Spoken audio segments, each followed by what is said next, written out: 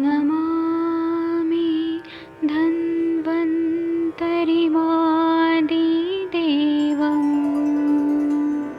सुरासुरैर्वन्दितपादपद्मम् लोके जरामृत्युनाशम्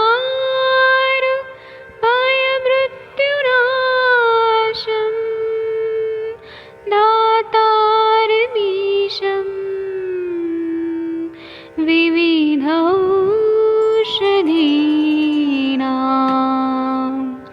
शङ्खं चक्रं जलौकां दधतं मृतघटं चारुतोर्भिश्चतुर्भिः सूक्ष्मस्वच्छादिरुद्यं शुकपरिविलसन् मौलिमं भोजनेत्रम् कालाम्बोदोज्ज्वलाङ्गं कटितटविलसत् चारुपीताम्बराढ्यं वन्दे धन्वन्तरिन्तं निखिलगदमिव प्रौढदावाग्निनीलम्।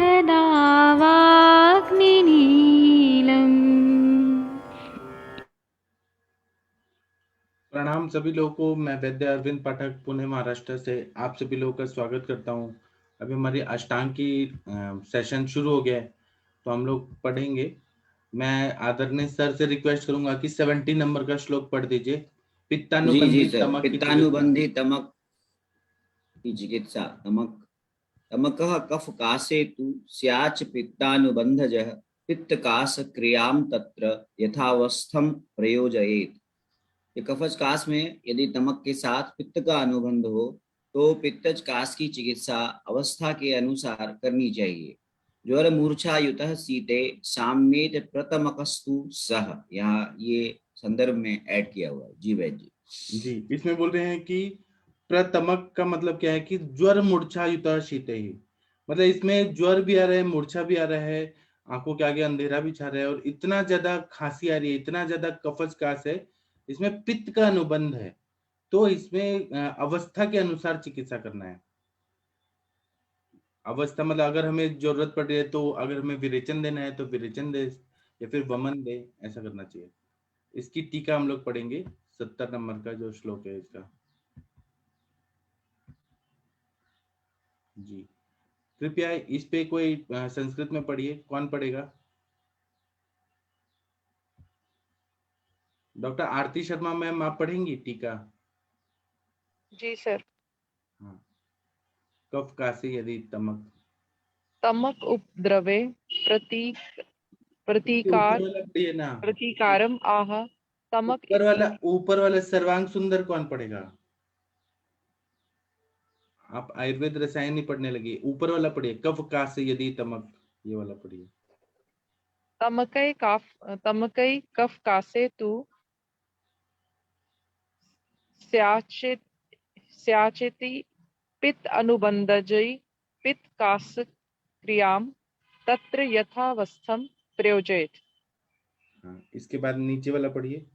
कफ कासे यदि तमक पित्त अनुबंधज स्यात् रुकिए तत्र तमके। रुकिए, हाँ रुकिए। इसमें बोल रहे हैं कि कफज कास में, सप्तमी एक वचन, कफ कासे यदि तमक पित्त, इसमें इसमें अगर आंखों के आगे और पित्त का अनुबंध ऐसा तमक टाइप का कास है, तब क्या करना है? तत्र तमके पढ़िए। तत्र तमके पित्त कास सक्रियाम अवस्थावशात् प्रयोजयेत्। हाँ, तत्र तमके, ऐसे अवस्था में जब तमक जैसे कंडीशन है तो पित्त कास क्रियाम, पित्त कास की जो क्रिया अवस्था में, अवस्था के वशात, जो अवस्था के अनुसार जो जरूरत है वैसा प्रयोजन करना है। इसमें हम तमक विरेचन भी दे सकते हैं, ऐसा हम लोग को वो इंडिकेट कर रहे हैं तमक आयुर्वेद। हाँ पढ़िए। तमक उपद्रवे प्रतिकारम आह तमक इति। तमक प्रतमक ज्वर मूर्छायुत शीतै शामय प्रतमकस्तु स इति वचनात् पित्त जत्वाच। हाँ, तमक इति मतलब तमक ये शब्द से क्या बताया है पूरा, तो तमकोपद्रवे प्रतिकार महा, ऐसा तमक ऐसा उपद्रव हो जाता है तो उसको प्रतिकार करने के लिए क्या क्या करना चाहिए ये बताया। तमक प्रतमक ये दो चीज है, तमक और प्रतमक।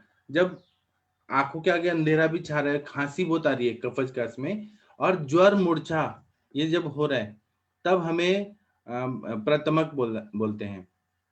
इति वचनात् पित्त जत्वाद, इसमें पित्त और इसमें बोले शीते प्रशाम्येत, शीते शाम्येत, तब हमें पित्त की चिकित्सा के लिए शीत द्रव्यों का भी प्रयोग करना पड़ता है। अभी इतना भी शीत नहीं दें कि बर्फ जैसा शीत दें, शीत वीर्यात्मक द्रव्य जैसे चंदन का प्रयोग करें, अगरू का प्रयोग करें, जो शीत वीर्यात्मक है द्रव्य उनका प्रयोग करें। अभी हम 70 अभी रुकिए 71 नंबर का वो वाला निकालते हैं। कोई और पढ़ेगा, सबको चांस मिलना चाहिए। कोई श्लोक पढ़ेगा और आपके पीछे पीछे सब लोग बोलेंगे। कौन पढ़ेगा ऐसा? आकांक्षा मैम आप पढ़ेंगी? आकांक्षा मैम आई है क्या? हेलो, प्रणाम सर। हाँ, आप कहाँ थी? कल भी नहीं थी, आपकी याद आ रही थी सबको।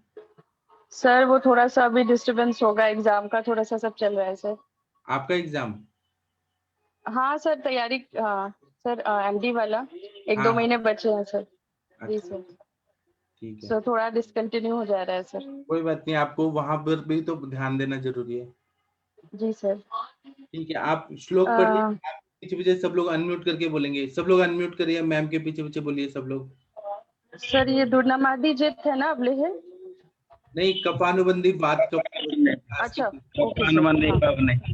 हाँ। जी 71 सर, नंबर ओके का श्लोक। Okay sir. एक मिनट इसमें सर। मेरा नाम है कफानुबंदे पवने। देखिए पवन जी, आपका नाम आ गया इधर। पढ़िए आकांक्षा मैम। जी सर। कफानुबंदे पचने पवने कुरी कफानुबंधी पवने कुर्यात् कफहरे क्रियाम्। कफानुबंदे पवने कुर्यात् कफराम क्रियाम्। पित्तानुबंधयोर्वात कफयो पित्तनाशनम्।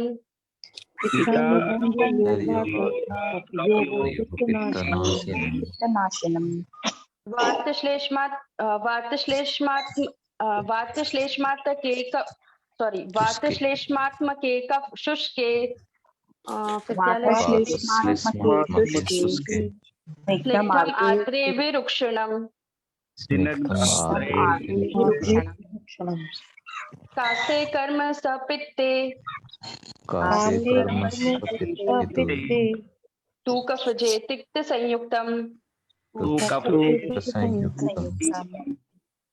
तो एक बार फिर से पढ़ती हूँ। कफानुबंधे पवने कुर्यात् कफहरिं क्रियां पित्तानुबंधयोर्वात कफयो पित्तनाशनम् वातश्लेष्मात्मके शुष्के स्निग्धम आर्द्रे विरुक्षणम्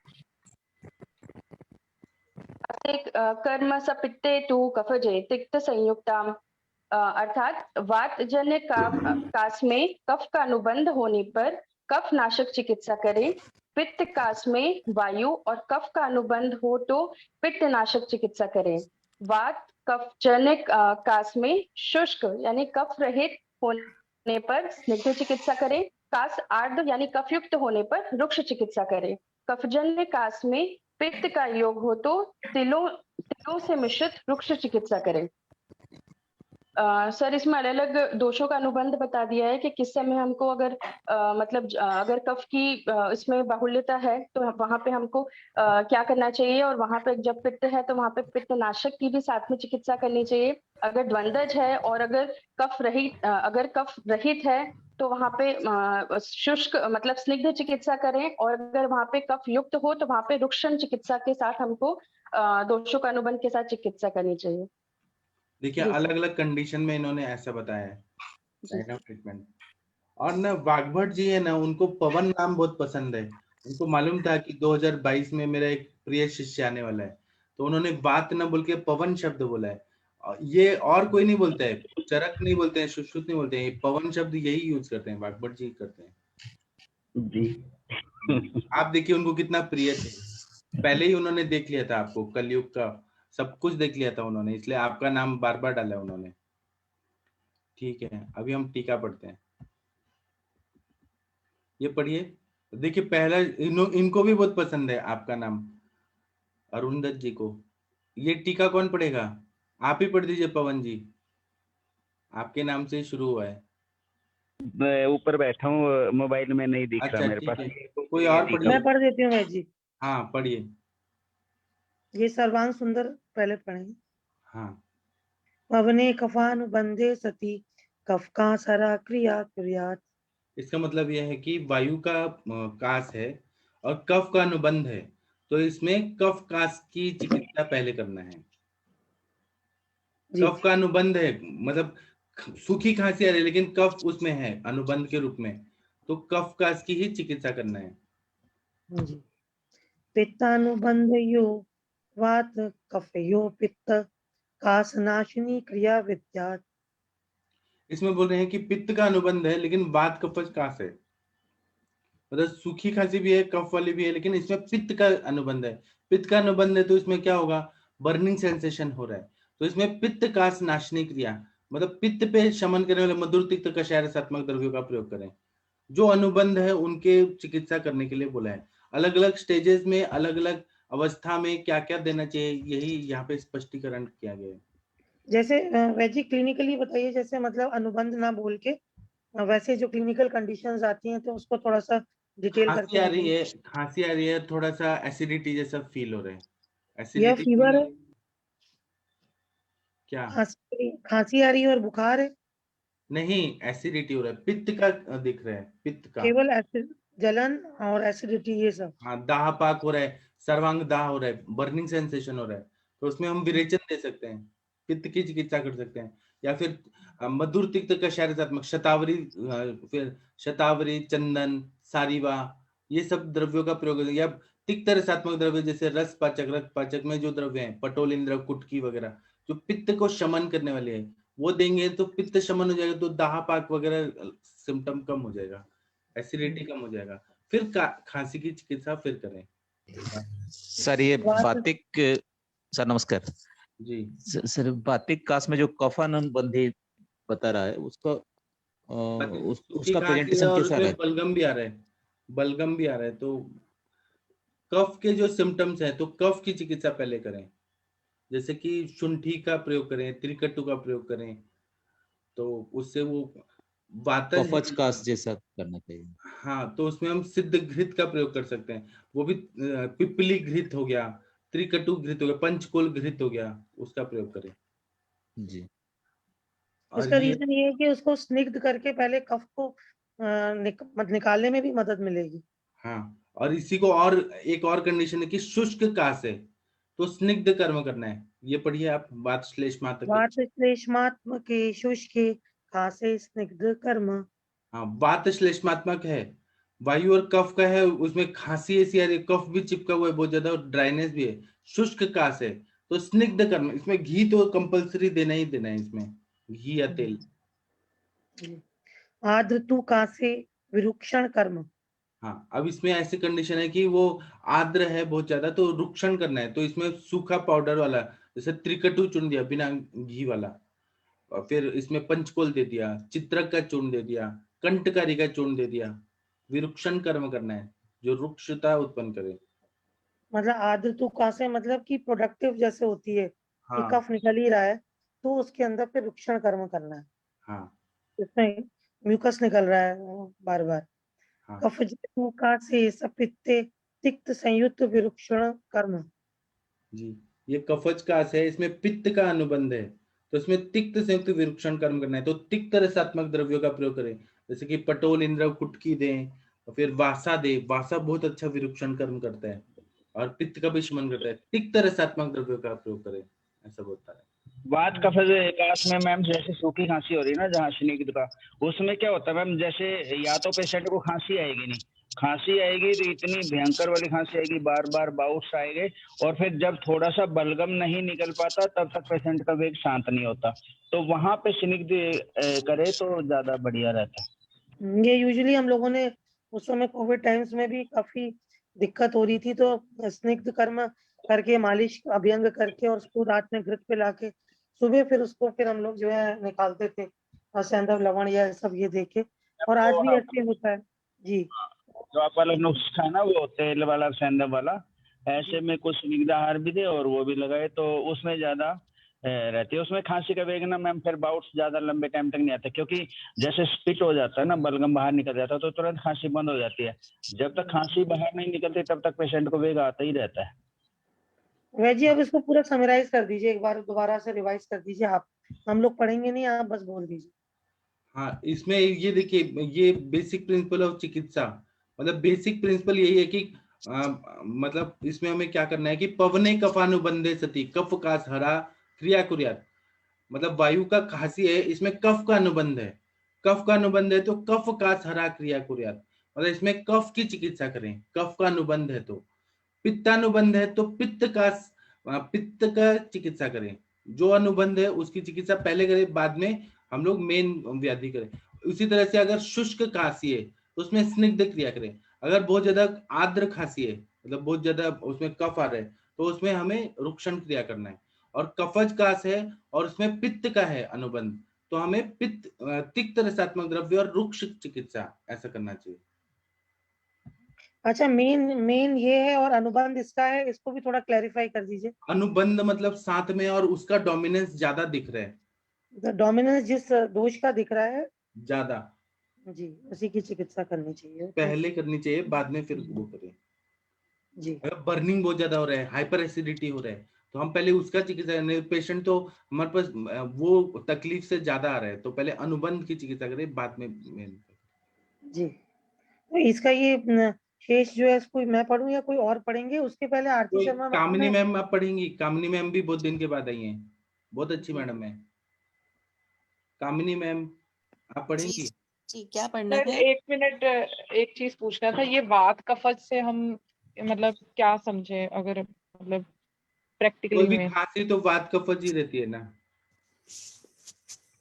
वायु की वजह से वहां पे जो श्वास नलिकाएं हैं वो रुक्ष हो जाती हैं, वो संकुचित हो जाती हैं, और श्लेष्मा वहां पे जाके चिपक जाता है स्त्यंता की वजह से।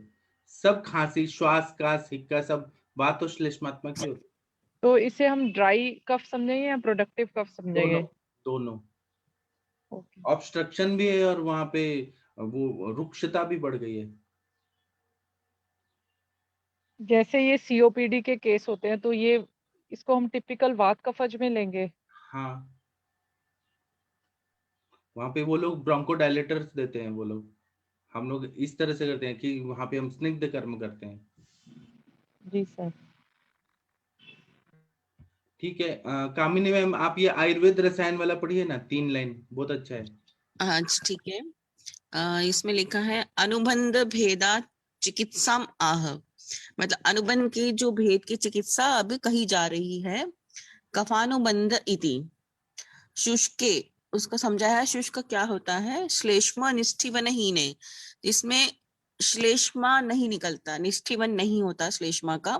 श्लेष्मा निष्ठिवनहीन मतलब कि शुष्क कास। आर्द्रे युक्ते, मतलब कि आर्द्र कास उसको बोलते हैं जिसमें श्लेष्मा युक्त होती है। सपित्ते कफजेतु शुष्के, सपित्त है और कफज है तो शुष्के।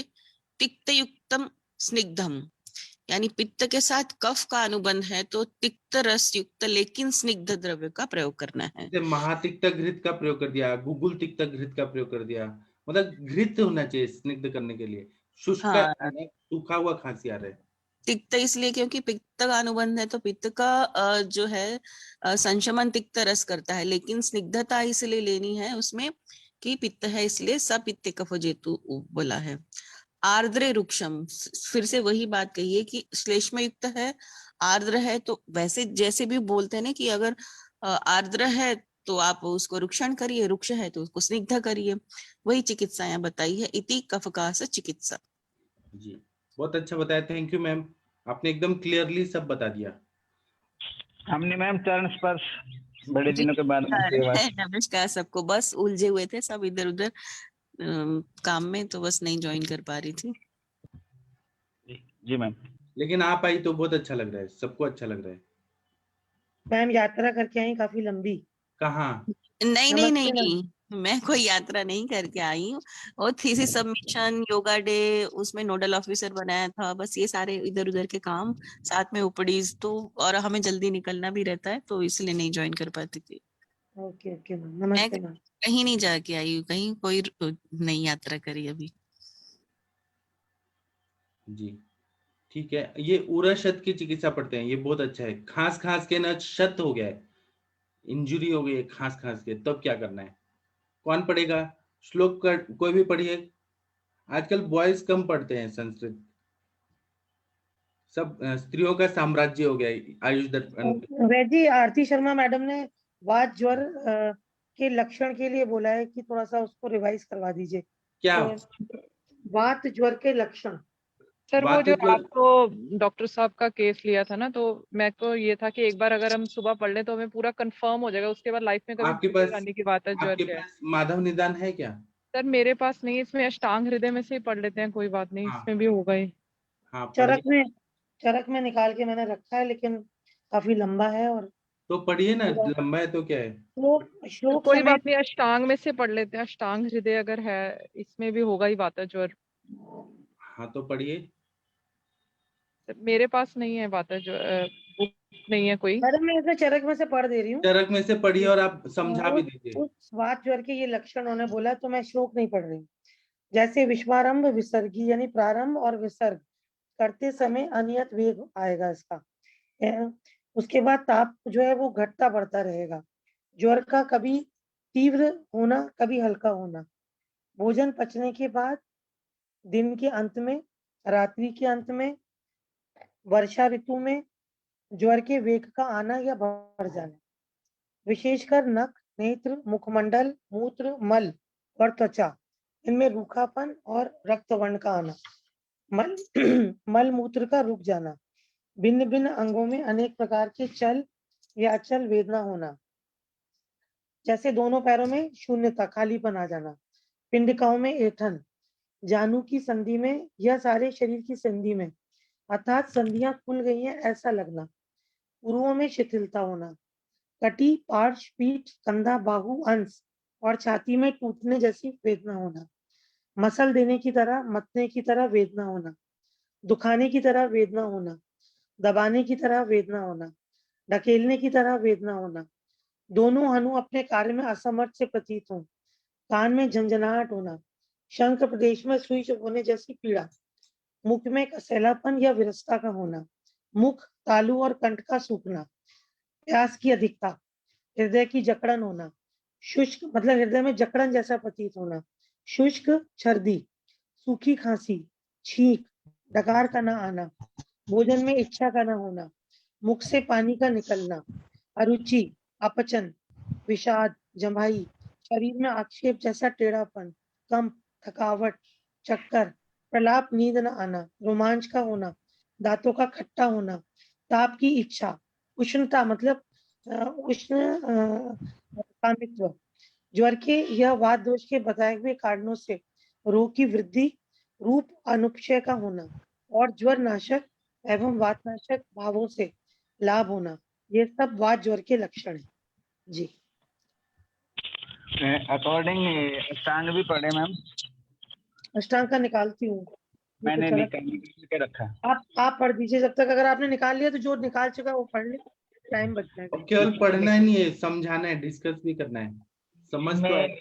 हाँ, इसमें क्या लिखा है? ज्वर के आने में तथा ज्वर के जाने में वेदनाओं एवं ऊष्माओं में विषमता का बने रहना। जब बुखार आता है या बुखार चला जाता है तब भी वहां पे गर्मी लगती है और शरीर में वेदना रहती है। अर्थात कभी बुखार तेज हो, कभी कभी अंगों में ज्वर तथा वेदना का होना, कभी कभी अंग विशेष होना, शरीर के उन अंगों में विविध प्रकार की पीड़ाओं का होना जो सदा चंचल रहते हैं। जो मूविंग, जिन पार्ट्स का ज्यादा मूवमेंट रहता है वहां पे ज्यादा वेदना रहती है। पैरों का सुन्न पड़ जाना, पैर इसमें सुन्न होने लग जाते हैं, अकड़ जाते हैं। पिंडलियों में ऐंठन लगती है, थकावट भी लगती है। कभी कभी ऐसा लगता है जैसे कि संधि बंधन आपस में खुल गए हो, जोड़ बिल्कुल खुल गए हो, जैसे टूटने जैसा लगता है। उरु प्रदेश में ढीलापन लगता है, कमर में जकड़न होती है, पीठ में ऐसा अनुभव होता है जैसे कि पीठ बिल्कुल चूर चूर हो गई है, और पेट में निचोड़ देने जैसी पीड़ा, मतलब क्रैम्प्स आते हैं पेट में, और पसली विशेषकर मानो पसलियों की हड्डियां कटी जा रही है। जो पसलियों वाला प्रदेश है, वक्ष प्रदेश में भी बहुत ज्यादा पेन होती है। हृदय में जकड़न अथवा गोदना, जो हार्ट है उसमें चुभने जैसी, जैसे कि पेन चुभन जैसी पेन होती है, चुभन जैसी। और कंधे भी बहुत ज्यादा पेन करते हैं, जैसे कि किसी चीज से मथ रहे हो। और बाहों में फटने की सी पीड़ा। और जैसे हम रोटी वगैरह चबाते हैं तो उसमें हमारे जो वाला पोर्शन है वो थकना स्टार्ट हो जाता है, बार बार झंबाई आती है। और कानों में भी इसका असर होता है, कानों में भी सैं सैं होने लग जाती है। और जो टेम्पोरल रीजन है उसमें भी ऐसा लगता है जैसे कि बहुत ज्यादा पीड़ा हो रही है, सिर में भी दर्द होता है। और मुख के बारे में खास बोला, मुख का फीकापन रहता है और कसैला रहता है। और जैसे मल मूत्र के लिए जाते हैं तो वो ठीक से निकलता नहीं है, या तो मूत्र बड़ा स्लो आएगा, या फिर थोड़ी देर में आएगा, या फिर जो स्टूल है वो हार्ड रहेगा, ठीक है ना। मुख और आंखों तथा नखों में ये सारा रूखा रूखा लगता है। और इसमें भोजन के प्रति अरुचि रहती है, अनपच रहता है। एक क्लासिकल इसमें बताया, पसीना न निकलना। पसीना न निकलना जो हम देख सकते, पूछ सकते हैं पेशेंट को भी पसीना आ रहा कि नहीं आ रहा, और इतनी ज्यादा भयंकर वाली दर्द हो रही है और पेट में क्रैम्प्स आ रहे हैं, तो वहां पे हमें, और ज्वर के आने के बाद भी और ज्वर के जाने के बाद भी पेशेंट का फीवर भी उतर गया तो भी दर्द महसूस हो रही है, इट मीन ये वातिक फीवर में ही आता है। गला तथा होठ इसमें सूखे रहेंगे, बार बार प्यास लगी रहेगी, और नोजिया रहेगा, सूखी उल्टी और सूखी खांसी कई बार ऐसा होता है, और मन परेशान रहेगा, और दांतों में झनझनाहट भी पैदा रहेगी। कई बार शरीर में कंपी भी होती है इसमें, और छींक का न आना, चक्करों का आना, मतलब कई बार पेशेंट इरिवेलेंट टॉक भी करता है, ज्यादा फीवर हो जाता है तो वो अंट शंट बकने लग जाता है, और धूप में बैठने की इच्छा होती है। ये सारे वात जबर के लक्षण है। ठीक है Aarti ma'am. Thank you sir. Sir तो फिर हम उसको ये पूरा तो वातज में नहीं लेंगे, मेरे हिसाब से वो आम वात का ही पेशेंट है। वो आम बात के ही पेशेंट है, बाद में कंक्लूजन निकला ना, आम बात के ही है वो। हाँ मैम पहले वातज फीवर हुआ, अग्निमांद हुआ, अग्निमांद के बाद फिर भी पेशेंट, कई बार पेशेंट कहता है ना जबरदस्ती खिला दो खिला दो खिला दो, तो फिर वो आम बात में लैंड कर जाता है। वो कल 100% आम बात के ही पेशेंट थे सर। उनकी फैमिली हिस्ट्री भी तो थी, इसलिए उनका आर फैक्टर जेनेटिक है। तो फिर उसमें आम बात में जो मेन लक्षण माधव निदान में भी अंग मर्द से ही शुरू होता है, अंग मर्द, रुचि, था उनको। तृष्णा है, आलस्य, वो कफ का अपने आप ही अनुबंध हो जाता है। वो जो कफ वाला अनुबंध है वो आम का पार्ट एक्चुअली। हाँ आम लगा लो मैम, वो कफी टाइप का हो जाता है ना, पहले वातिक हुआ फिर वो धीरे धीरे क्रोनिक हो जाता है, तो वो वात कफज के ही आम बात के लक्षण देने लग जाता है। जी जी सर, थैंक यू। कल बहुत अच्छा वो केस टेकिंग हुआ था, बहुत अच्छा लगा। ठीक है, अभी ये आगे का हम पढ़ते हैं। उरशत की चिकित्सा डॉक्टर रवि कुमार सिंह सर, आप पढ़ेंगे क्या सर? बनारस के इतने अच्छे सर्जन हैं, इतने अच्छे डॉक्टर हैं। डॉक्टर रवि सर आप पढ़ पाएंगे? या गंगवार सर, डॉक्टर कैलाश चावला जी, बॉयज लोग भी पढ़ना चाहिए ना थोड़ा। डॉक्टर राजिंदर सिंह जी आप पढ़ेंगे? आप लोग केवल सुनते हैं। डॉक्टर संजय गुप्ता जी सर मैं सुनूंगा, मेरा ना सब लोग बस सुन रहे हैं। डॉक्टर प्रभात पंडा जी आप तो पढ़िए। जी सर, जी सर। जी उरशत की चिकित्सा पढ़िए। उरक्षत की चिकित्सा जी। उरस्यन्तः ख्यते सद्यो लाख्यां क्षोद्रयुतां पिबेत्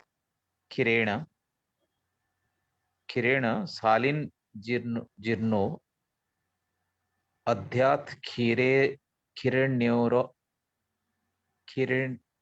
खिरण्योव स सर्करान। जी छाती के अंदर क्षत होने पर तत्काल मधु के साथ लाख को दूध के साथ पिए। कहा भी है लाख्या सद्यः क्षतग्ना नाम। क्षतग्ना नाम। इस औषध के जीर्ण होने पर दूध के साथ शर्करा मिश्रित चावल को खाएं। जी, कभी भी क्षत हो जाता है, क्षत शीर्ण चिकित्सा में चरक में भी बोला है कि लाक्षा का प्रयोग बताया उन्होंने। यहाँ पर भी बोल रहे हैं मधु के साथ लाक्षा के और दूध के साथ पीना है। दूध इसलिए बोला है क्योंकि वो हील भी करता है और नए नए सेल बनाता है और क्षत को रोकना है, मतलब वहां पे सर डिस्ट्रक्शन लख्या को कैसे इंटरनली यूज किया जाता है? इसका शोधन कुछ होता है या डायरेक्ट किया जा सकता डायरेक्ट किया शोधन करके ही मिलता है मार्केट में हमें तो। है? जी मधु के साथ लेना है तो मधु और लाक्ष और दूध। जो कीकर वगैरह का रहता है ना, बबूल वाला गोंद, हाँ हाँ उसमें उसको तो कुछ भी शोधन करने की जरूरत है। हम जब छोटे होते थे हम देखते थे कहीं पे ऐसे ही खा लेते थे। जी। और ये शर्करा मिश्रित चावल है, ये पूरा हील करता है। इन्होंने ये नहीं बोला खीर, बोला है कि शर्करा मिश्रित चावल बोला है, मतलब खीर ना बोल के इन्होंने बोला दूध और चावल और चीनी डाल के ये खाने के लिए बोला है जब वो पच सर जाए। ये शर्करा, जो शक्कर हम जिसे नॉर्थ में बोलते हैं, वो जो ब्राउन कलर की, उसको ही शर्करा बोला है? नहीं, या वो सीता मिश्री जो देसी खांड जिसे बोलते हैं, सफेद येलोइश टिंज में होती है, उसको सीता बोला है? कहीं कहीं अलग बोला है, यहाँ पे चीनी को ही बोला है शर्करा। ठीक है सर। सीता तो कभी कभी वहाँ मिश्री को भी बोलते हैं, सीता खांड को भी बोलते हैं। यहाँ पे सीता नहीं बोला है, सीतोपलादी चूर्ण वो नहीं बोला है, शर्करा बोला है, चीनी खाने को बोला है। और ये जो खीर देसी का खांड बोला हुई, है, मतलब वो जो येलोइश टिंज में मिलती है, वो? यहाँ पे बोला है कि दूध चावल और चीनी ऐसे मिक्स करके खाने के लिए बोला है। खीर मतलब सर वही पके हुए चावल को दूध में डाल के शर्करा मिला के पीना है, खीर की तरह पकाना नहीं है, हाँ गाढ़ा नहीं करना है। हाँ, और वो भी पचने के बाद, लाक्षा मधु और दूध पचने के बाद लेने के लिए बोला है, तो और ज्यादा अच्छे से हील करेगा। आशा मैम, आपने हैंड रेज किया था, आप कुछ बोलना चाहती थी? नहीं सर, वही जो सर बता रहे थे ना, बबूल का गोंद, हाँ उसका प्रयोग हमारे गांव में भी होता है बचपन से, तो यही बोलना चाहते थे सर। उसमें कुछ शुद्धि उद्धि नहीं करते हैं, डायरेक्ट ही बबूल का गोंद, जैसे निर्यास बोलते हैं उसको, पेड़ से निकाला, उसको थोड़ा गर्म करके छाती पे भी वो लोग लगा देते थे, और इंटरनली अगर कोई ले सके, क्योंकि वो गोंद काफी चिकना भी होता है, तो उसको निगलवा देते हैं। नेचर मेड है जी, परमात्मा का बनाया हुआ, उसमें कोई कमी नहीं है जी। फिर उसका अचार भी खाते हैं यहाँ पे नॉर्थ इंडिया में, बबूल का, उसके जो अचार भी बनता है उसका, किक्कर सर बोलते हैं इसका हम इसको आम बात पंजाबी में भी में। काफी अच्छा उपयोग है। बबूल का हाँ, क्या मैम, वो फलियों का बनता है, जो फलियां रहती है तुक्के उसका। तुक्के कहते हैं हाँ जी जी अपने सर, हाँ जी पंजाबी, सर। तुक्के बोलते हैं, तुक्के बहुत बढ़िया होते हैं वो। और मैम उसका एक क्लासिकल यूज भी होता है बहुत बढ़िया वाला, जब वो कच्चे कच्चे रहते हैं ना, तो जब उसमें बीज नहीं डलता, उससे पहले अगर तोड़ के उसको सुखा लो, उसका पाउडर बना के, तो जॉइंट्स पेन वाले के जिनका जहाँ पे साइनोवियल फ्लूइड नहीं बनता, तो वहां पे दे, वो ग्लूकोसामिन होता है मैम, उसमें ग्लूकोसामिन इतना महंगा प्रोडक्ट होता है, बाहर लिखते हैं हम, अगर हम उसमें दे तो बहुत मैजिक रिजल्ट मिलता है। मैंने कई कई पेशेंटों में मैं यूज करवाता हूँ जो जॉइंट्स पेन वाले रहते हैं, बोल भी देता हूँ आप इकट्ठा करें, उसका पाउडर बनाए और वो ले, उसमें बहुत, और उसमें शिगरू, दो चीजें मैं मिलवाता हूँ, वो और ये शिगरू का जो पेड़ होता है ना, सहजन का पेड़, उसकी हाँ जी, हाँ पत्तियां जी। का, दो चीज मिलवाता हूँ। और कई बार लोगों को बोलता हूँ सहजन का अगर अचार भी खाए तो बहुत ज्यादा, उसमें बड़ा बढ़िया रिजल्ट मिलता है। जी सर, मैं भी सर बबूल का ऑस्टियोआर्थराइटिस और क्या आरे क्या फैक्टर लेना वाले जो चाहिए? होते हैं उनमें करवाते हैं। शिगरू का क्या बोला? पचांग भी काम आते हैं, उसके पीले पीले फूल होते हैं ना, गुरुजी ने बताया था, उसका भी नुस्खा बनता है। पवन सर, बबूल का कौन सा पार्ट यूज करना चाहिए? किसी फ्रूट ना, वो होता है ना, फलियां होती है लंबी लंबी, जी हाँ, वो जब वो कच्ची रहती है ना, ज्यादा उसमें वो बीज नहीं आता, सीड नहीं आता उसमें, फलियों में। अच्छा, एक बार तो पक के ना पूरा नीचे गिरती है तो उसमें सीड निकलता है ब्लैक ब्लैक कलर का, उससे पहले अगर उसका कलेक्ट कर लिया जाए उसको, ये सर फरवरी में कच्चियां होती हैं, फरवरी में तो उसको तोड़े, सुखाए और फिर उसका पाउडर बनाए, बीच में सहजन की पत्तियां मिलाए। जी और सर, ये थैंक यू। बबूल के गोंद तो इतना अच्छा टेस्टी, हम खेलते थे ना बचपन में, हमारे वहाँ बबूल के पेड़ बहुत ज्यादा है, तो अब तो कटवा दिए लोगों ने, इतना ज्यादा रहे नहीं, तो वहाँ पे गोंद इतना टेस्टी लगता था, वो खाने में ऐसे ही हम सीधा ही डायरेक्ट खा लेते थे। इसमें भी सर मैंने प्रैक्टिकली अपने पे प्रयोग करके देखा है। मेरे को एक बार दांत में बहुत ज्यादा सीवियर पेन हुआ था और मैं इंटीरियर में थी, तो वहां पे कुछ भी नहीं था, तो मैंने बबूल, वहां पे बबूल बहुत ज्यादा था, तो बबूल के जो लीव्स थे उसको, उसका काढ़ा बना के मैंने उसका गंडूश और कवल किया। मतलब 2-3 बार ही किया, और मेरे को 1 साल तक मेरे को डेंटिस्ट के पास विजिट करने की जरूरत नहीं पड़ी। मतलब और इतना अच्छा इफेक्ट आता है इसका। मैम जो इसकी दातुन है पत्ती सर होती है इसकी, ना, हाँ, किक्कर की दातुन करते हैं, बहुत बेनिफिशियल है। ये काइंड ऑफ बबूल की अस्थि मज्जा पाचक है इसमें। जो पत्तियां रहती है ना बबूल की, अगर किसी का मुंह के अंदर छाले हो जाए तो उसको बोलो पत्तियां चबाए, तुरंत आराम आता है। अमरूद की पत्तियां, ये अमरूद, जामुन और या इसका आम की भी पत्ती आप चबा सकते हैं, पर बबूल की पत्ती भी आप चबाएं तो बहुत ज्यादा बेनिफिट एकदम से तुरंत होता है। आजकल हमारे यहाँ देसी वाला तो वो काट दिए लोगों ने, वो पहाड़ी कीकर मिलता है बड़े बड़े कांटों वाला, वो किसी काम का नहीं। जो पहले वाला था ना, जो जिसमें कांटे इतने ज्यादा नहीं रहते थे, इसमें इसकी लकड़ी भी बड़ी हार्ड होती है, पेट भी इतना ज्यादा वो नहीं होता। जो पहले वाला आता था जिसपे वो वाला कामयाब है, जो आजकल वाला नहीं। सर मैंने वो अपनी सर पवन प्रेगनेंसी सर में उसको इसका यूज करीर किया था। बोलते मेरे हैं। डेंटल पेन बहुत ज्यादा हो गई थी 7th मंथ में, तो मैंने खुद इस चीज का बहुत ज्यादा यूज किया, और उसके बाद मैंने प्रैक्टिकली अपने पेशेंट्स पे यूज करना शुरू कर दिया इस चीज का, क्योंकि नॉर्मली एंटीबायोटिक का बहुत वर्स्ट इफेक्ट रहता है अगर उस समय कोई लेडी ले लेती है। तो मैंने नहीं खाई, मैंने यही सब ये बबूल और इसके गंडूश कवल से ही, मतलब अगर कोई भी डेंटल पेन रहता है तो इससे सबसाइड टोटली हो जाता है। कौन सा पार्ट लेते हैं मैम उसका काढ़ा बनाने के लिए? सर कोई काढ़ा बनाने की भी जरूरत नहीं है, उसकी जो पत्तियां हैं उसको मुंह में रख के थोड़ा सा चबा दो, वो अपने आप ही सलाइवा से मिक्स होके ना, वो ऐसे एक जैसे मुंह में ही वो अजीब सा आपको फील होगा, और ऐसे चटनी लगेगा सी कि बन जैसे मुख जाती है। पूरा शोधन हो जाता है, और पूरा आपको पूरा दिन इतना फ्रेश फील होगा, आपको कहीं भी रेदर कोई पेन नहीं होगी, और नोजिया वॉमिट वाली सेंसेशन भी नहीं होती उस समय 6-7th मंथ में भी। मतलब मतलब it is safe through out the, मतलब पूरे टाइम में सेफ रहता है। बाकी अंजना मैम ज्यादा बेटर जानते होंगे, क्योंकि मेरे को यही सबसे बेस्ट लगा, तो मेरे घर में ही लगा था, तो मैंने वो तोड़ के अपने चबाया, तो मेरे को बहुत अच्छी फीलिंग आई। उसके बाद दोबारा मेरे को कोई पेन नहीं रहा। जी आरती मैम बिल्कुल ठीक बता रही है वेरी आप। गुड। इवन आप गायनिक में भी सूतिका काल में भी उसका बबून का जो गोंद होता है ना उसका यूज कर सकते हैं। इससे भी वातानुलोमन होता है, जो अस्थि क्षय हुआ होता है उसमें भी अच्छा रिजल्ट मिलता है। जैसे हम कुमारी का बोल बोल बोलते हैं हमारे यहाँ पे, कुमारी का गोंद, उसके साथ साथ हम बबून का गोंद भी यूज कर सकते हैं। ये मैडम हीरा बोल अपने बोलते हैं हम लोग नॉर्थ हीरा इंडिया में, बोल, राइट राइट, हाँ हीरा बोल बोलते हैं। हीरा, जी भाई। ये बहुत इफेक्टिव होता है, ठीक बताया आपने, हीरा बोल बोलते हैं हम लोग उसको। जी, वही ये बैक पेन वगैरह जो रहता है डिलीवरी सूतिका के काल में। बाद जो पंजीरी बबूल का वगैरह गोंद से बनाते हैं हीरा बोल उसमें बोलते हैं सब पड़ता है ये। ये वो नहीं, हीरा बोल कुमारी कुमारी का रहता कुमारी है। का ना, जी जी। बबूल का गोंद मोस्टली ऑस्टियोआर्थराइटिस और आरए फैक्टर वाले रूमेटिक आर्थराइटिस में अच्छा रिजल्ट देता है। और जैसे मैम ने बताया वैसे जो हम जात्यादि तेल वगैरह का गंडुश कराते हैं ना, तो उसके अंदर थोड़े बबूल के पत्ते डाल दिए तो उसका भी मतलब इफेक्ट आता है अच्छा। कैंसर पेशेंट रह गए जिसमें ज्यादा क्षरण रहता है इंटरनल म्यूकोजा में, तो ये सब यूज कर सकते हैं।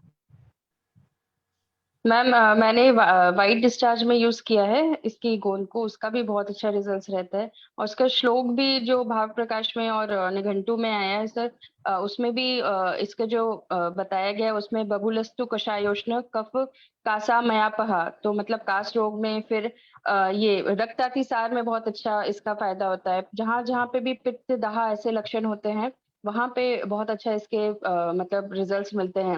और संबंध क्योंकि इसका कार्य बताया गया है, तो कोई भी जैसे रक्तातिसार है या वाइट डिस्चार्ज है पेशेंट्स में, तो वहां पे भी इसका हमको रिजल्ट्स मिलते हैं। ग्राही भी इसका, क्योंकि मुख्य जो इसके जो गुण बताए गए हैं उसमें स्तंभन, ग्राही ये सब बताया गया, और साथ में मैं पूरे बैठा कुष्ठ में, हूँ। कुष्ठ और कृमि में भी इसका रिजल्ट्स बहुत अच्छे मिलते हैं। क्योंकि कृमि रोग में भी अगर पेशेंट को कहीं, फीमेल पेशेंट अगर ऐसे हैं जिनको प्रदर रोग के साथ साथ कृमि का भी इतिहास है, वहां पे अगर हम ऐसे करते हैं, और साथ में इनफर्टिलिटी के कई पेशेंट ऐसे मिलते हैं जहाँ पे कृमि हमको कारण मिलता है, तो वहां पे इसके योग किसी भी उसमें हम यूज करते हैं तो हमको इसका अच्छा रिजल्ट मिलता है। और जो संधि से रिलेटेड जो हम लोग को मिलता है, तो उसमें भी संधि के लिए तो इसका जो भी हम लोग गोंद वगैरह यूज करते हैं तो उसके लिए तो मतलब वो बेस्ट है ही है। और साथ में इसमें भी हम अलग अलग तरह से इसका यूज कर सकते हैं। तो उसमें मधु के साथ अस्थि भग्न वगैरह में भी अगर हम इसके सिर्फ पेशेंट को लड्डू बनाने के लिए भी बोल देते हैं, अगर आप इसके भी लड, तो वो भी जैसे भी हम लोग अनुतरा मैम को भी बोल सकते हैं कि मैम इसके लड्डू बना के खा सकते हैं। तो मैम इसके अच्छे हमारे रिजल्ट इधर मिलते हैं। मतलब मैं प्रेगनेंसी के बाद पहले मैंने खुद पे अप्लाई किया और उसके बाद जितने भी पेशेंट्स आते हैं मतलब जो पोस्ट डिलीवरी जो सूतिका केयर में, तो उसको अस्थि पोषक लड्डू कह के, जो ये गोंद इसमें रहता है बहुत ज्यादा मात्रा में रहता है, तो बहुत अच्छा बिल्कुल इफेक्ट आता है। मतलब उसको जॉइंट पेन्स वगैरह 45 डेज में ही सबसाइड हो जाती हैं, जितनी भी वो मतलब बोन स्ट्रेंथ प्रॉब्लम्स में रहती बहुत हैं। अच्छा फायदा होता है उसको। जी जी मैम। बिल्कुल। मैम हमारे जो सूतिका के काल के में यही खिलाते हैं, पंजीरी जैसे घी उसमें डालते हैं, उसमें शक्कर डालते हैं, देसी खांड डालते हैं उसमें, और आटा उसमें भून के डालते हैं, उसमें फ्रूट्स डालते हैं, ड्राई फ्रूट जैसे बादाम हो गया, अखरोट हो गया, और उसमें गिरी, खोपे की गिरी होता है, खोपा नारियल की जो गिरी है वो डालते हैं, और गोंद उसमें मेन इंग्रेडिएंट होता है, ये जो है ना कीकर का गोंद, उसमें बहुत फूल मखाने भी होते हैं सर, फूल मखाने भी तल के डालते हैं, वो कैल्शियम होता है ना फूल मखाने वगैरह जो। वो हमारी यहाँ दादियां नानियां बुजुर्ग कितनी समझदार थी।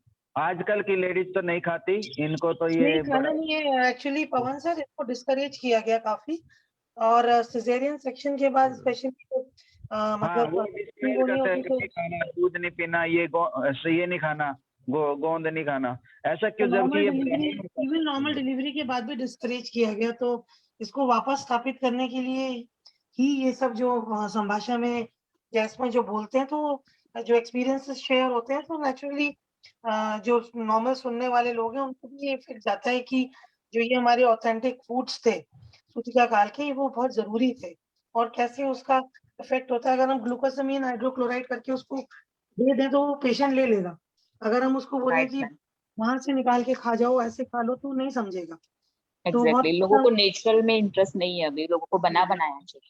मैम एलएसटीएस में तो ये मॉडर्न में तो बिल्कुल कॉन्ट्राइंडिकेटेड कर देते हैं, आपने ये गोंद नहीं खाना। मैं पूछता हूँ कई बार, आपने वो पंजीरी खाई कि नहीं खाई? नहीं, मेरा तो सिजेरियन हुआ, डॉक्टर ने मना किया। बताओ, वो इतना हीलिंग रहता है, प्रोटीन उसमें रहता है, विटामिन उसमें रहते हैं, इतने सारे द्रव्य रहते हैं जो ब्रेन करते हैं, वो मजादारा कलर को ज्यादा सपोर्टिव करता, कोई भी टिश्यूज को रीजनरेट पावर करता। पता नहीं क्यों लोगों के मन में इतना खराब चल रहा है।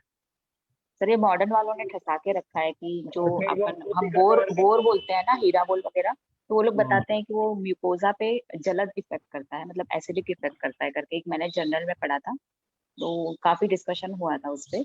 लेकिन एक्चुअली हमारे पास रिजल्ट ओरिएंटेड प्रेजेंटेशन नहीं है ना, मैम उसकी वजह जो से हम लोग प्राइमरी पीछे। एमेनोरिया के केसेस हैं, जो आप हीरा बोल रहे हैं, मैंने प्रैक्टिकली खुद करके देखा है। प्राइमरी प्रैक्टिकली तो एमेनोरिया प्रूवन के है ही केसेस मैडम। में हाँ, वो पूरी तरह से पेशेंट को मेंसेस तक ला देता है, इतना इफेक्टिव होता है यस ये गोंद। एग्जैक्टली। इवन आप अनार्थ मतलब जो अपने मेनार्की के जो पेशेंट रहते हैं ना, उसमें भी आप उसका यूज कर सकते हैं। जैसे अभी आजकल यंग जनरेशन की जो गर्ल्स हैं, जो ज्यादातर घी वगैरह खाती नहीं है, तो उसमें एमेनोरिया रहता है या फिर कष्टातर रहता है, उसमें भी आप अगर बैक पेन वगैरह है तो उसमें भी आप यूज कर सकते हैं। सूतिका जवर के जितने भी पेशेंट आते हैं ना, हिस्ट्री आप देखोगे, सबकी हिस्ट्री में ये मिलता है, उसने ये नहीं खाया, पंजीरी नहीं खाई गोंद वाली। 99% में ऐसा हेतु मिलता है। और तो वहां व्रण फिर में एक्चुअली ब्रेड बिस्किट ये इंट्रोड्यूस कर देते हैं ना पवन सर, कि जैसे ही आपकी भूख खोले, टोस्ट लीजिए, मिल्क लीजिए, बिस्किट्स लीजिए। सर एक तो चीज मैं और सूतिका वाली में कंटेक्स्ट में कहना चाहूंगी, मैंने कहीं अष्टांग में ही पढ़ा है कि उसमें लपसी लेनी चाहिए। तो जो सूजी का हलवा होता है वो इसमें बहुत इफेक्टिव होता है। मतलब मैं तो खुद पहले प्रयोग किया, उसके बाद मैंने सभी को करवाया जो भी मतलब मेरे कांटेक्ट में आए। तो सूजी का जो हलवा होता है वो बहुत इफेक्टिव होता है हीलिंग के लिए, और वो डाइजेशन में इतना अच्छा होता है। देसी घी में डाल के जो बनाया जाता है, उस जस्ट उसके बाद, जब डिलीवरी के जस्ट बाद जो दिया जाता है। जी जी मैडम, हमारे यहाँ राब बनाते हैं। राब में यही आप सूजी बता रही है, हमारे यहाँ गेहूं, सूंठी और घी, इन 3 द्रव्यों का ही प्रयोग करके सूतिका को देते हैं तुरंत। तो यही सर वातानुलोमन और पित्तानुबंधी जो भी लक्षण होते हैं वो सबसाइड हो जाते हैं। ग्राही होने के कारण रेक्टल प्रोलेप्स वगैरह में भी, इसके स्टिट्स बार्ट के लिए भी हम लोग इसमें बोलते हैं कि वो क्योंकि इसका कषाय और ग्राही है ना, तो व्रण में भी इसका हम लोग चूर्ण कर सकते हैं ऐसे ऊपर डालने के लिए, तो क्योंकि इसके गुण इतने अच्छे बताए गए कि इसमें भी हम मल्टीपर्पज इसका यूज कर सकते हैं। फिर एक इसी कास के संदर्भ में ही एक कंडीशन होती है, मुझे नाम नहीं याद आ रहा, जिसमें जो एल्वियोलाई है वो कोलैप्स होना शुरू हो जाता है और वो इम्यूनोसुप्रेसेंट देते हैं। पवन सर ज्यादा जानते हैं, क्या बोलते हैं उसको, एम्फीसीमा या क्या, हाँ, एटिलेक्टिएसिस। एम्फाइजेमा, I think। हाँ, फाइब्रोसिस हो जाता है। तो उसको हम किस कास्ट के अंडर लेंगे और उसका कैसे ट्रीटमेंट रहेगा, मैनेजमेंट रहेगा, क्योंकि जो पेशेंट हमारे पास आते हैं वो बहुत इम्यूनोसुप्रेसेंट लेके आते हैं। एक्सटर्स खास के अंदर लेंगे क्षयजन्य प्राप्ति संप्राप्ति के साथ।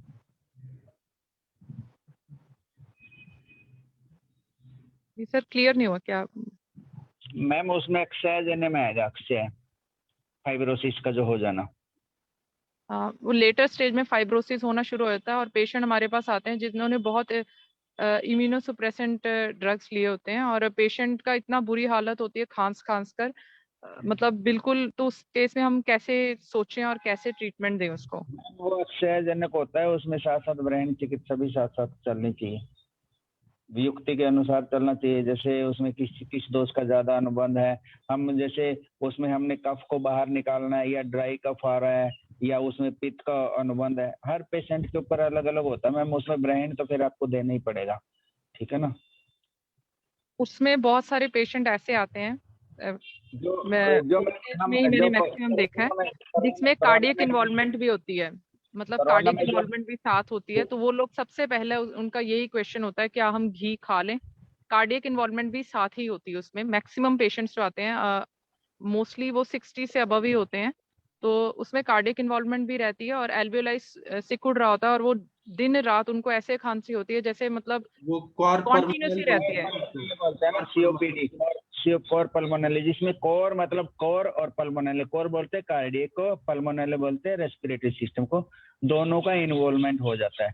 उसमें भी दोष अनुसार चिकित्सा करते हैं, आपको कौन सा, हर पेशेंट का अलग अलग वो रहता है। और बाकी जो हमने कोरोना में जो फार्मूला यूज किया था वो वाला फार्मूला बहुत ज्यादा इफेक्टिव रहता है लंग्स को सपोर्ट करने हम के वो लिए। पढ़ेंगे, ये पूरा कंप्लीट पहले कर लेते हैं ना, ये टीका वाला, ये 3 लाइनें कोई पढ़ लीजिए ना, ये पहले करके फिर बात करेंगे, नहीं तो फिर ये छूट जाएगा। आशा जी आप पढ़ेंगे क्या ये टीका आपके स्क्रीन? संग्रहकार टीका, अरे सर्वांग सुंदर टीका सर। हाँ हाँ। ओके। अंतःक्षत उरसी, अंतःक्षत उरसी सति सद्य शीघ्रमेव लाक्षामार्क्षे कफयुक्ता क्षीरेण पिबेत। इसका मतलब ये है कि जब अंतःक्षत होता है, खांस खांस के क्षत हो गया है, इंजुरी हो गई है, उरसी सती सद्य ऐसा कंडीशन हो गया है, तो शीघ्र में लाक्षा माक्षिक युक्ता क्षीरेण पिबेत, मतलब इसमें लाक्षा लेना है, मधु लेना है, स्वर्ण माक्षिक नहीं, माक्षिक मतलब मधु बोला है, मधु। श्लोक में स्वर्ण माक्षिक भी तो ब्रूहाना है ना, तो ये ले सकते हैं, लेकिन यहाँ पे माक्षिक नहीं बोला है, माक्षिक हाँ नहीं यहाँ पे नहीं, वैसे बोल। हाँ, तो यहाँ पे मधु के साथ लाक्षा को मिक्स करके और दूध पीना है। आगे पढ़िए। उरसंधान जनने, उरसंधान जनने लाक्षाया प्रधानया। उरसंधान में लाक्षा जो है ये तृतीय विभक्ति है, ये लाक्षा के साथ जब हम लेते हैं दूध और मधु तो ये बहुत ज्यादा उपयोगी रहता है। तथा चागे पढ़िए। तथा चाद्य संग्रहे, मतलब ये संग्रह में भी बताया गया है, लाक्षा सद्य क्षतज्ञानाम। हाँ, लाक्षा जो है वो तुरंत जो शत दोष को हरण करती है, श्रेष्ठ रहता है। आयुर्वेद रसायन पढ़िए। आयुर्वेद रसायन अथ क्षत कास चिकित्सा, मतलब इस प्रकार से क्षत और कास की चिकित्सा बताई गई है। तन्न क्षत, हाँ सर, क्षत कास की चिकित्सा बताई गई है। तन्न क्षतस्य औषधमाह उरस्यन्त क्षत इति। हाँ, इसमें शत के लिए जो औषधि है वो बताया है, उरस्यन्त शत, उर में जो शत होता है उसके लिए चिकित्सा बताइए। सद्य उत्पन्न मान्य, सद्य मतलब उत्पन्न मात्रा, मतलब एक्यूट कंडीशन में तुरंत ही हुआ है तब ऐसे कंडीशन में देना है। हाँ, मतलब ये जो अभी सीओपीडी वगैरह का जिक्र कर रहे थे आरती मैडम, तो उसकी रिलेटेड यहाँ पे चिकित्सा बताई गई है, ऐसा मान सकते हैं। सीओपीडी तो क्रॉनिक ऑब्स्ट्रक्टिव पल्मोनरी डिजीज होता है, वो तो सर उसमें क्षत भी तो होता ही है ना। आप कहीं पर भी ऐसे खिचड़ी मत बनाइए, वो क्रॉनिक होता है, क्रॉनिक। यहाँ पे शत, तुरंत वाला शत, सद्य। Okay, let me correct my self. ये जो कोर पल्मोनरी इन्वॉल्वमेंट वगैरह वाले डिसीज है जैसे फाइब्रोएडिनोमा हो गया या फिर ये सब क्रॉनिक होता है, अस्थमा। क्रॉनिक डिजीज होता है। यहाँ जी पे सर। मैम ऐसा तो जने जैसे एकदम तुरंत खांसी, तेज तेज खांसी है और एकदम से तुरंत मतलब फट शक्त हो गया गया। सब। हाँ, उसको उसमें एक्यूट कंडीशन वाले। राइट। जी जी और मैम। आप जो बोल रही है वो क्रॉनिक होता है, वो क्रॉनिक होता है। ये 73 वाले का भी पढ़ दीजिए टीका, ये कंप्लीट हो जाएगा फिर हमारा आज का। ये पढ़िए, जीर्णे परिणते। शालीन जीर्णे हाँ पढ़िए शालीन जीर्णे अद्यात् क्षीरेणैव स्वशर्कराम्। जी। इस संग्रहकार सर्वांग सुंदर टीका में जीर्णे परिणते तस्मिन् औषधे क्षीरेणेद सह शालीन ध्यात सशर्करम्। हाँ मतलब दूध और चीनी और चावल इसको साथ में खाना है, ये जब क्रॉनिक अवस्था रहता है। मतलब ये जब पहले हमने जीर्णे का मतलब है कि औषधि जीर्ण हो गया, मतलब लाक्षा लिया पच हमने, गया। मधु लिया, वो पचने के बाद ये लेना है। हाँ आयुर्वेद रसायन पढ़िए। आयुर्वेद रसायन में बताते हैं अन्न औषध भोजन माह शालीलिपि। हाँ शालीनीति मतलब शब्द से बता रहे हैं कि अब औषधि पचने के बाद भोजन क्या देना है। जीर्णे औषधे, हाँ मतलब औषधि औषध जीर्ण हो गया उसके बाद कौन से अन्न का उपयोग करना है वो बताएं। जी जी ठीक है। अभी आपको और कुछ डिस्कस करना है तो करिए, नहीं तो मोनिका मैम आप ये कर दीजिए रुद्राष्टक प्रार्थना। किसी को सर कुछ इसमें जो बोलना है? चावल, मुझे एक क्वेश्चन था, इसमें जो चावल लेने के लिए बताया गया है वो आई थिंक पुराना चावल ही लेना चाहिए पुराना यहाँ। शाली चावल। शाली चावल है। हाँ, ओके। सर मेरा एक केस के बारे में पूछना था, पूछूं? हाँ वो आपके कैंसर के पेशेंट का कैसा हालचाल है? सर वो अच्छे हैं।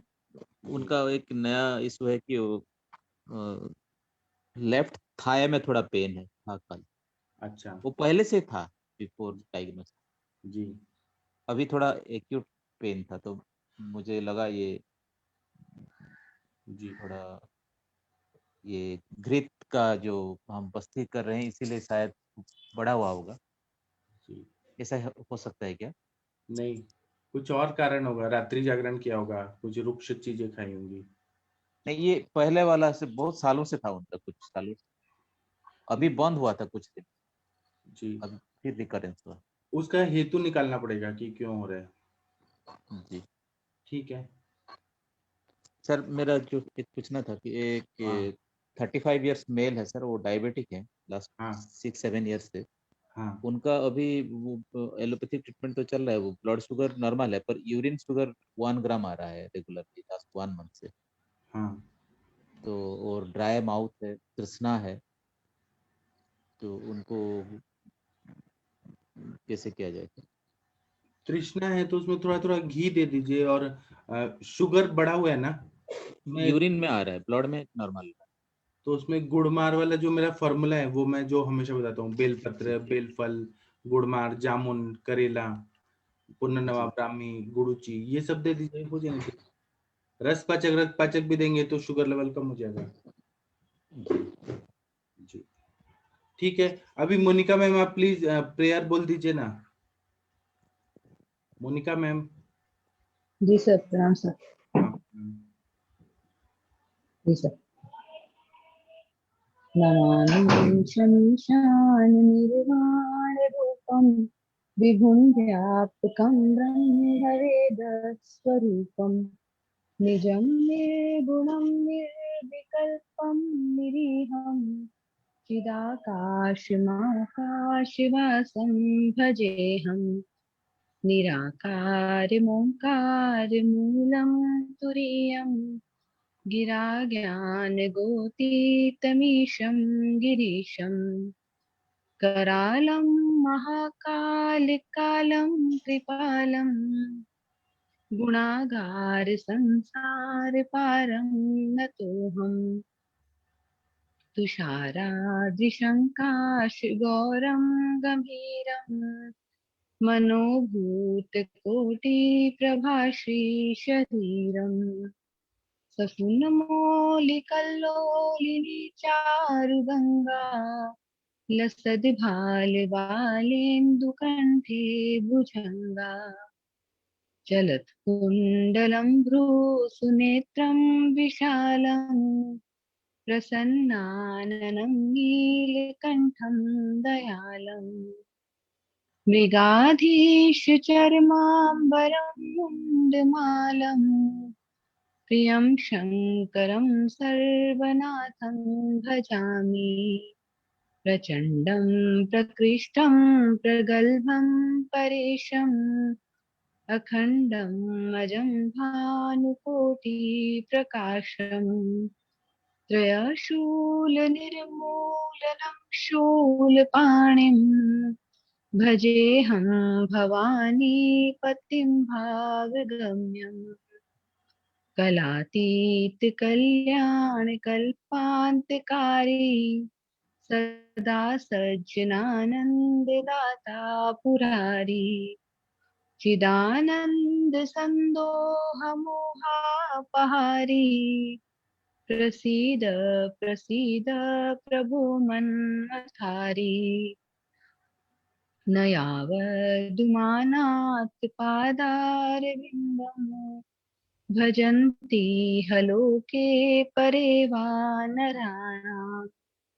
न तावत् सुखं शान्ति सन्तापनाशम् प्रसीद प्रभो सर्वभूताधिवासम् न जानामि योगं जपं नैव पूजाम् न तोऽहं सदा सर्वदा शम्भुतुभ्यम् जराजन्म दुःखो घातातप्यमानम् प्रभो पाहि आपन्नमामीश शम्भो प्रभो पाहि आपन्नमामीश शम्भो। प्रणाम सर। कृपया कोई शांति पाठ कर दीजिए। जी सर करते हैं। एक बार ओम का उच्चारण करें।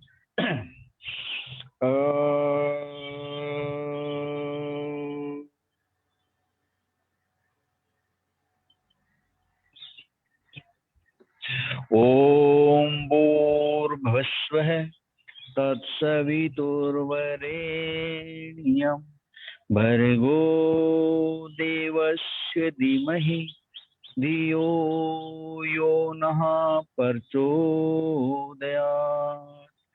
ओम त्र्यंबकं यजामहे सुगंधिं पुष्टिवर्धनम् उर्वारुकमिव बन्धनात् मृत्योर्मुक्ष्येमामृतात्। ओम सहना अवतु सहनो भुनक्तु सह वीर्यं करवावहे तेजस्विनामधीतमस्तु मा विद्विषामहे। ओम अस्तो मा सद्गम्ये तमसोर्मा ज्योतिर्गम्ये मृत्योर्मा अमृतं गम्ये। ओम ध्यो शांति अंतरिक्षगम शांति पृथिवी शांतिरापः शांतिरोषधया शांति वनस्पतया शांति विश्वे देवा शांति ब्रह्मा शांति सर्वगम शांति शांतिरेवा शांति शामा शांतिरेधि। ओम शांति शांति शांति। ओम सभी वैदगणों को नमस्कार। सबका दिन शुभ हो, सबका दिन मंगलमय हो। भगवान धन्वंतरी की अपार कृपा सब पर बनी रहे। जी प्रणाम सभी लोगों को। अब हम शाम को मिलेंगे, तब तक के लिए थैंक यू। प्रणाम। प्रणाम सर।